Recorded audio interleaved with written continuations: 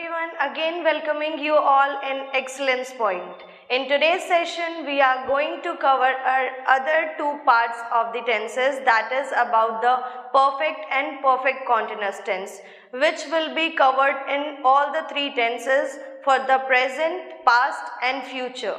Same for the perfect and same for the perfect continuous. आज की class बिना time waste किए start करते हैं हम. Okay. In present perfect continuous में अगेन जैसे अभी तक हम पढ़ते आए हैं, simply we are going to start with the definition, then about the strength, the sentence structure and then at the end about its usages. Present perfect continuous tense define क्या करता है, आपको बताता क्या है specially. Action started in the past and is continuing at the present time. कोई काम अपने पिछले समय में शुरू हुआ था और अभी भी वो continuously चल रहा है. Again, action started in the past and is continuing at the present time. कोई काम पिछले समय में शुरू हुआ है और अभी भी वो काम चला जा रहा है, लगातार चल रहा है, continuation में है.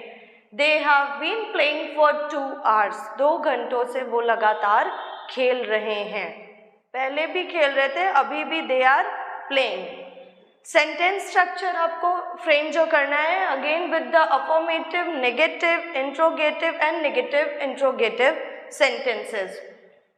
For the affirmative sentence, subject with has have, with been, verb first form ing, with object, and most important that you have to mention the time reference. हम perfect continuous में पढ़ रहे हैं, यहाँ आपको सबसे पहले time reference लिख रहा है. आप example में देख सकते हैं that what it is written, 2 hours, specified time is mentioned over here. आपको टाइम दे रखा है, सब्जेक्ट के साथ आपने हैज आपको यूज़ करना है, बीन भी यूज़ होगा और स्पेशली आपको जो स्ट्रेस देना है वो टाइम रेफरेंस पर देना है, टाइम मेंशन हो रहा है. नेगेटिव सेंटेंसेस में आप नॉट यूज़ कर लोगे और यहाँ भी आपके टाइम रेफरेंस की बात की जाएगी. इंटरोगेटिव में आप हैज़ हैव यहाँ यूज़ करेंगे in place of subject at very first, then you will be writing subject, ing form will be used and time reference. Again, has have for the negative interrogative, has have with subject, not, been, ing form with object and again with the time reference. We learn the definition, then how to frame the sentences for the affirmative, negative, interrogative and negative interrogative sentences. Next to it, about its usages. Usages भी पढ़ेंगे, उससे पहले देख लेते हैं एक minute सा difference. हम टाइम रेफरेंस बार बार बोल रहे हैं, टाइम रेफरेंस. सबसे पहले डिफरेंस देख लेते हैं फॉर एंड सिंस के लिए क्या है, कहाँ पर हमें फॉर, कहाँ पर हमें सिंस बेसिकली यूज करना है. For and since. For is used with a period of time. Since is used to refer a specific point in a time. Means from start to end, means from then to now. आपको दो अलग अलग differences समझाने के लिए यहाँ बता रहा है. for का यूज आप कब करेंगे, is used with a period of time, particular period of time. Since is used to refer to a specific point in a time. Example से आप ज़्यादा समझ पाएंगे. start टू एंड, जब से काम शुरू हुआ और जब तक एंड हो रहा है. जब से शुरू हुआ, then, from then to now, अभी तक. Example for 5 minutes, 2 weeks, 6 years. Since 9 AM, तब से, मैंने कहा ना देन टू नाउ, तब से अभी तक. सिंस 9 AM, 9 बजे से. सिंस मंडे से. सिंस जनवरी से. Since 1997, since I left school, जब से मैंने स्कूल छोड़ा, तब से अभी तक. एंड यहाँ पर जब आपने शुरुआत की और जब आपने ख़त्म किया, just 5 minutes before, 2 weeks ago, 6 years. इस तरह मेंशन करते हैं और ये बेसिक और माइन्यूट डिफरेंसेस हैं कि कहाँ आपको सिंस यूज करना है and where you have to use for. जब भी आप टाइम रेफरेंस की बात करोगे हमेशा सिंस और फॉर के ये बेसिक पॉइंट्स दिमाग में रखेंगे, जिससे कि कभी भी सेंटेंस फ्रेम करना होगा तो इस टाइप की कंफ्यूजन ऐसी प्रॉब्लम्स हमें फ्रेमिंग में नहीं आएगी। नेक्स्ट टू इट मेंशन क्या कर रहा है, uses of present perfect continuous tense.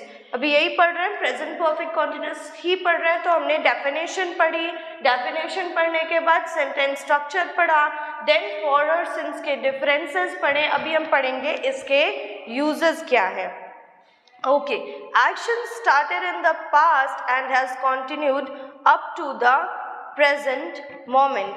कोई काम पिछले समय में शुरू हुआ है और अभी भी वो कॉन्टिन्यूएशन में है। They have been talking for last 2 hours. पिछले 2 घंटे से वो बात कर रहे हैं, पिछले 2 घंटे से वो बात कर रहे हैं। जो काम पहले ही शुरू हो चुका था और अभी भी लगातार ये काम चल रहा है। याद जो रखना है हमें वो यही है, इसका बेसिक पॉइंट जो हमें अपने दिमाग में बिल्कुल मेमोराइज कर लेना है, याद रखना है, वो एक पॉइंट है कि कोई भी काम जो पहले शुरू हुआ वो अभी भी कॉन्टिन्यूएशन में है। जब ऐसे करके हम याद रखेंगे तो हमें सेंटेंस फ्रेमिंग में प्रॉब्लम नहीं होगी। They have been talking for last 2 hours. Next to it, past perfect continuous tense. Again, we'll start with the definition, then with the sentence structure. Past perfect continuous tense, what it defines?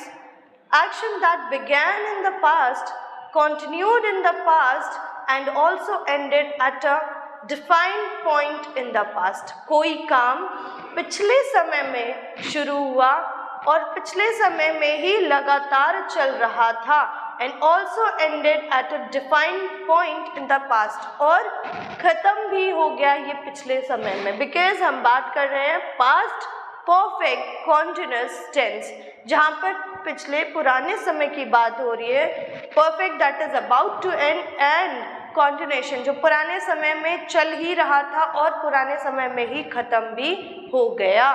They had been playing for 4 hours, वो 4 घंटे से लगातार खेल रहे थे, मतलब अब ये काम ख़त्म हो चुका है।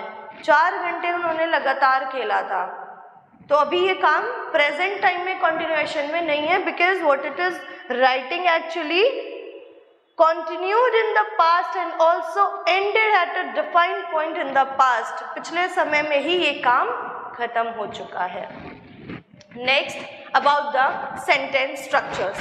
Sentence structure में we'll go with affirmative, negative, interrogative and negative interrogative. Affirmative sentences में आपको बोलता है you have to go with subject, had का use करना है। अभी इससे पहले आप किस चीज़ का use कर रहे थे?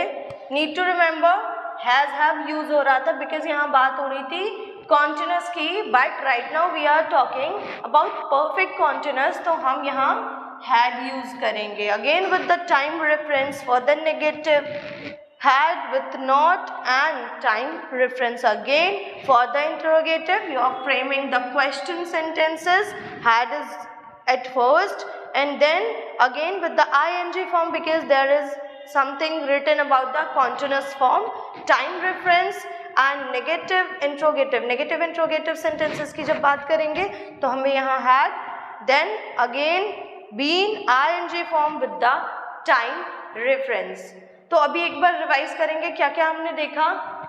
We learned about present perfect continuous, जहाँ हमने definition पढ़ी, इसके sentence structure के बारे में पढ़ा, क्या यूज हो रहा है यहाँ में, has यूज हो रहा है, have यूज हो रहा है, been and most important to remember that हम time reference की बात कर रहे हैं। Then हमने for और since के differences को जाना कि एक जो for है वो बात कर रहा है from beginning to end and one is talking about, the since is talking about what, कि then, from then to now। इसीलिए आपको बोलता है एग्जाम्पल में सिंस 9 AM 9 बजे से, तो ये आपके डिफरेंसेस थे। Then we started with the sentence framing for the affirmative, negative, interrogative and interrogative negative. Again and again I'm repeating all these sentences just for one thing, that आपको यहाँ ये सारी सेंटेंस फ्रेमिंग और साथ साथ definition याद हो जाए, आप लर्न कर लो, क्योंकि बार बार जब मैं रिपीट करूँगी तो आपके दिमाग में भी आएगा कि ये 4 ही टाइप्स हैं जिन्हें हमें याद रखना है कि कौन कौन से सेंटेंस में फ्रेमिंग कैसे होती है, सिर्फ बेसिक 4 टाइप्स। फिर हमने बात की पास्ट परफेक्ट कॉन्टिन्यूअस की। पास्ट परफेक्ट कॉन्टिन्यूअस में हमने डेफिनेशन पढ़ी, देन इसकी सेंटेंस की फ्रेमिंग पढ़ी। अभी सारे बच्चे फटाफट से इसको लिखेंगे, then will start with the last one which is left behind about the future. Future perfect continuous tense continue करेंगे। Okay, go ahead everyone. Yes, अब हम स्टार्ट करेंगे अपने फ्यूचर परफेक्ट कॉन्टिन्यूअस टेंस से। फ्यूचर परफेक्ट कॉन्टिन्यूअस टेंस में again with the definition that action that will continue up until a point in the future. They will have been playing for 5 hours. Again आपको definition क्या बता रही है कि कोई भी काम, एक्शन दैट विल कंटिन्यू, आने वाले समय तक कंटिन्यू रहेगा। फ्यूचर की बात हो रही है, दैट मीन्स आगे वाले समय में भी वो काम जारी रहेगा। until a point in the future, आने वाले समय में यानी कि फ्यूचर में कुछ समय तक, they will have been playing for 5 hours। ये एग्जाम्पल आपके डेफिनेशन को सेटिस्फाई कर रही है। Again with the sentence structure, for the affirmative will have to go with will, shall, have been, ing form and the time reference. For the negative sentences, will, shall, not, have been with the verb ing form and the time reference. For the interrogative sentences, will, shall at very first, then have been, ing form and time reference. Why I'm writing time reference at the end? Here you can go with the example that they will have been playing for 5 hours. तो 5 hours आपका time reference at the end show हो रहा है। For the negative interrogative, will, shall, have, not, with, been, verb first form ing, object and at the last time reference. ये हमने definition पढ़ी, definition जाना, example पढ़े and sentence structure पढ़ा। अभी हमें क्या पढ़ना है, that what are the basic tips and tricks that we need to remember while writing. Understand the time of action to choose the right form of verb. किस वक्त किस समय वो काम हुआ है, उसके बेसिस पर आपको वर्ब का सिलेक्शन करना है, correct form of verb choose करना है। Read the sentence after answering the question. आप जब किसी भी क्वेश्चन का आंसर लिख लेते हैं, उस आंसर को लिखने के बाद एक बार वापस से आपको अपने आंसर को रीड आउट करना है। रीड करने से क्या होगा, अगर हमने लिखते वक्त कोई गलती की होगी, कोई मिस्टेक हुई होगी, तो वो रीडिंग के टाइम हमें पता चल जाएगा that what we have done a kind of mistake while writing, तो हम वापस से उसमें करेक्शन कर सकते हैं।